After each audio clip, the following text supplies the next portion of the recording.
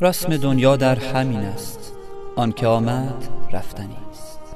بعد رفتن نام نیکت بر زبانها ماندنی است. تا توانی خلق را از خود مرنجان با سخن، آن که بالاتر نشیند آخرش افتادنی است.